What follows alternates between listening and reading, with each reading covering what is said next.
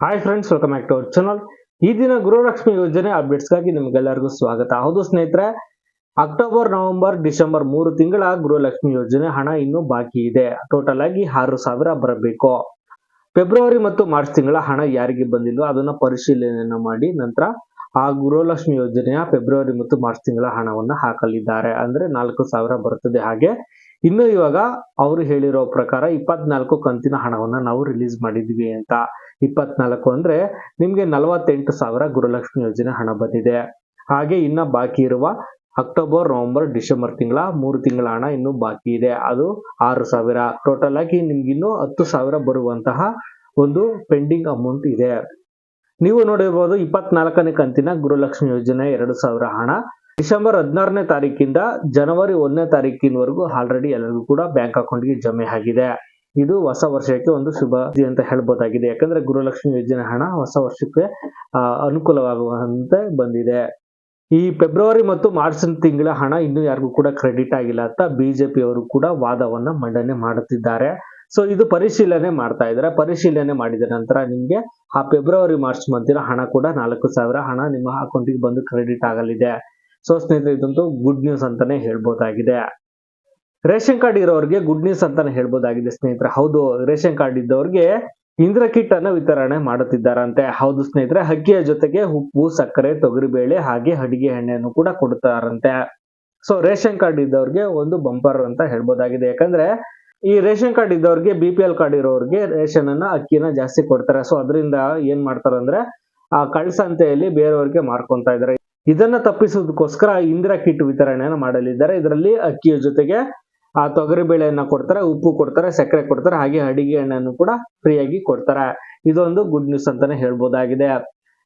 ಇನ್ನೂ ಒಂದು ಮಹತ್ವದ ವಿಷಯ ಏನಂದ್ರೆ, ಇನ್ನು 6 ತಿಂಗಳವರೆಗೆ ಸಾರಿಗೆ ನೌಕರರು ಮುಷ್ಕರ ಮಾಡುವಂತಿಲ್ಲ ಎಂದು ನಿಯಮವನ್ನ ಜಾರಿಗೆ ಮಾಡಿದ್ದಾರೆ. ಯಾಕಂದ್ರೆ ರಾಜ್ಯ ಸರ್ಕಾರ ಆದೇಶವನ್ನ ಮಾಡಿದೆ. ಇದರಲ್ಲಿ ಯಾವುದೇ ರೀತಿಯ ಉಲ್ಲಂಘನೆ ಮಾಡುವಂತಿಲ್ಲ. ಉಲ್ಲಂಘನೆ ಮಾಡಿದರೆ, ಯಾರಾದ್ರೂ ಮುಷ್ಕರ ಮಾಡಿದ್ರೆ ಸರ್ಕಾರ ಅದರ ಬಗ್ಗೆ ಕ್ರಮವನ್ನ ತೆಗೆದುಕೊಳ್ಳುತ್ತದೆ. ಅದಕ್ಕೋಸ್ಕರ 6 ತಿಂಗಳು ಯಾರು ಕೂಡ ಮುಷ್ಕರನ ಮಾಡಂಗಿಲ್ಲ ಅಂತ ಹೇಳಿದ್ದಾರೆ.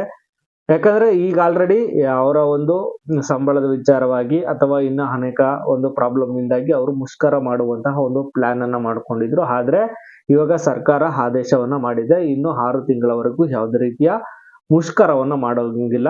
ಇದು ಸಾರ್ವಜನಿಕ ಹಿತಾಸಕ್ತಿಗೋಸ್ಕರ ಇದನ್ನ ರಾಜ್ಯ ಸರ್ಕಾರದವರು ಇದೊಂದು ಯೋಜನೆಯನ್ನ ಮಾಡಿದ್ದಾರೆ. ಯಾಕಂದ್ರೆ ಬಸ್ಸಲ್ಲಿ ಪ್ರಯಾಣ ಮಾಡ್ತಾ ಇರ್ತಾರೆ. ಸೊ ಮುಷ್ಕರ ಮಾಡೋದ್ರಿಂದ ಸಾರ್ವಜನಿಕರಿಗೆ ತೊಂದರೆ ಆಗುತ್ತದೆ ಅಂತ ಇನ್ನು 6 ತಿಂಗಳವರೆಗೆ ಈ ಮುಷ್ಕರವನ್ನ ಮಾಡುವಂಗಿಲ್ಲ ಅಂತ ಒಂದು ಆದೇಶವನ್ನ ಜಾರಿ ಮಾಡಿದ್ದಾರೆ ರಾಜ್ಯ ಸರ್ಕಾರದವರು. ಇನ್ನು ಉಚಿತವಾಗಿ ಬಸ್ ಪ್ರಯಾಣ ಮಾಡುವಂತಹ ಮಹಿಳೆಯರಿಗೆ ಆಧಾರ್ ಕಾರ್ಡ್ ಬದಲು ಸ್ಮಾರ್ಟ್ ಕಾರ್ಡ್ ಅನ್ನ ಕೊಡಬೇಕು ಅಂತ ಒಂದು ಅಪ್ಡೇಟ್ ಅನ್ನ ತಂದಿದ್ದಾರಂತೆ. ಸೊ ಈಗ ಏನಾಗುತ್ತಂದ್ರೆ ಆಧಾರ್ ಕಾರ್ಡ್ ಬದಲು ನೀವು ಸ್ಮಾರ್ಟ್ ಕಾರ್ಡ್ ಅನ್ನ ಯೂಸ್ ಮಾಡಿಕೊಂಡು ಬಸ್ ಅಲ್ಲಿ ಪ್ರಯಾಣ ಮಾಡಬೇಕಾಗಿರ್ತದೆ. ಆಧಾರ್ ಕಾರ್ಡು ಮತ್ತೆ ಎಲೆಕ್ಷನ್ ಕಾರ್ಡು ಇನ್ನ ಯಾವುದೇ ರೀತಿಯ ಒಂದು ಐಡೆಂಟಿಫಿಕೇಶನ್ ಇಂದ ಅವರು ಬಸ್ ಅಲ್ಲಿ ಫ್ರೀ ಆಗಿ ಪ್ರಯಾಣ ಮಾಡ್ತಾ ಇದ್ರು. ಸೊ ಇನ್ನು ಮುಂದೆ ಸ್ಮಾರ್ಟ್ ಕಾರ್ಡ್ ಅನ್ನ ಕಡ್ಡಾಯವಾಗಿ ಮಾಡ್ತಾ ಇದ್ದಾರೆ. ನೀವು ಅದನ್ನ ಬೇಕು ಅಂದ್ರೆ ನೀವು ಸೇವಾ ಸಿಂಧು ಒಂದು ವೆಬ್ಸೈಟ್ ಅಲ್ಲಿ ನೀವು ಹೋಗಿ ಅರ್ಜಿನ ಹಾಕಿ ಅದನ್ನ ತೆಗೆದುಕೊಳ್ಬಹುದಾಗಿದೆ. ಅದು ಇನ್ನ ಅಪ್ಡೇಟ್ ಮಾಡಿಲ್ಲ. ಅಪ್ಡೇಟ್ ಮಾಡಿದ ನಂತರ ಈ ಸ್ಮಾರ್ಟ್ ಕಾರ್ಡ್ ಅನ್ನ ಕೊಡುವುದಾಗಿ ಹೇಳಿದ್ದಾರೆ. ಆ ಸ್ಮಾರ್ಟ್ ಕಾರ್ಡ್ ಅನ್ನ ತೆಗೆದುಕೊಂಡು ಬಸ್ ಅಲ್ಲಿ ಫ್ರೀ ಆಗಿ ಪ್ರಯಾಣನ ಮಾಡಬಹುದಾಗಿದೆ. ಇನ್ನು ಹೊಸ ವರ್ಷಕ್ಕೆ ಒಂದು ಬ್ರೇಕಿಂಗ್ ನ್ಯೂಸ್ ಬಂದಿದೆ. ಏನಂತ ನೋಡೋದಾದ್ರೆ, ವಿದ್ಯುತ್ ಶುಲ್ಕದಲ್ಲಿ ಹೆಚ್ಚಿನದಾಗಿ ಬೆಲೆ ಏರಿಕೆಯನ್ನ ಮಾಡ್ತಾ ಇದ್ದಾರೆ. ಹೌದು ಸ್ನೇಹಿತರೆ, ಪ್ರತಿ ಯೂನಿಟ್ಗೆ 10 ಪೈಸೆಯಂತೆ ಜಾಸ್ತಿ ಮಾಡುತ್ತಿದ್ದಾರೆ. ಇದರಿಂದಾಗಿ ಸಾರ್ವಜನಿಕರಿಗೆ ತೊಂದರೆ ಆಗಬಹುದಾಗಿದೆ. ಯಾಕಂದ್ರೆ ವಿದ್ಯುತ್ ಶುಲ್ಕದಲ್ಲಿ ಪ್ರತಿ ಯೂನಿಟ್ಗೆ 10 ಪೈಸೆನ ಜಾಸ್ತಿ ಮಾಡ್ತಾ ಇದ್ದಾರೆ ಈ ರಾಜ್ಯ ಸರ್ಕಾರದವರು. ಇನ್ನು ನೆಕ್ಸ್ಟ್ ನೋಡಿದ್ರೆ ಕರ್ನಾಟಕದ ಬಜೆಟ್ ಮಂಡನೆ. ಈ ಬಜೆಟ್ ಮಂಡನೆಯನ್ನು ಮಾರ್ಚ್ ತಿಂಗಳಲ್ಲಿ ಬಜೆಟ್ ಮಂಡನೆ ಮಾಡಲಿದ್ದಾರೆ. ಇದನ್ನ ಸಿದ್ದರಾಮಯ್ಯ ಸಾಹೇಬರು ನಾನೇ ಮಾಡುವುದಾಗಿ ಹೇಳಿದ್ದಾರೆ ನ್ಯೂಸ್ ಅಲ್ಲಿ. ಈ ಬಜೆಟ್ ಮಂಡನೆ ಆದ ನಂತರ ಯಾವ್ದು ಗುಡ್ ನ್ಯೂಸ್ ಯಾವ್ದು ಬ್ಯಾಡ್ ನ್ಯೂಸ್ ಅಂತ ನಾವು ತಿಳಿಸಬಹುದಾಗಿದೆ. ನೀವು ಸೊ ಅದಕ್ಕೋಸ್ಕರ ಈ ವಿಡಿಯೋನ ಲೈಕ್ ಮಾಡ್ಕೊಂಡು ಸಬ್ಸ್ಕ್ರೈಬ್ ಅನ್ನ ಮಾಡ್ಕೊಂಡು ನೀವು ಇಟ್ಕೊಂಡಿದ್ರೆ ಆ ರೀತಿಯ ಒಂದು ಅಪ್ಡೇಟ್ಸ್ ಗಳು ಕೂಡ ನಿಮ್ಮ ಮುಂದೆ ಬರುತ್ತವೆ. ಸೊ ಈ ಮಾರ್ಚ್ ತಿಂಗಳಲ್ಲಿ ಕರ್ನಾಟಕದ ಬಜೆಟ್ ಮಂಡನೆಯನ್ನ ಸಿದ್ದರಾಮಯ್ಯ ಸಾಹೇಬ್ರೆ ಮಾಡ್ತಾ ಇದ್ದಾರೆ, ಮುಖ್ಯಮಂತ್ರಿ. ಸೊ ಸ್ನೇಹಿತರೆ, ನಿಮ್ಗೆ ಈ ವಿಡಿಯೋ ಏನಾದ್ರು ಇಷ್ಟವಾಗಿದ್ರೆ ಲೈಕ್ ಮಾಡಿ, ಶೇರ್ ಮಾಡಿ, ಸಬ್ಸ್ಕ್ರೈಬ್ ಮಾಡ್ಕೊಳ್ಳಿ. Thanks for watching.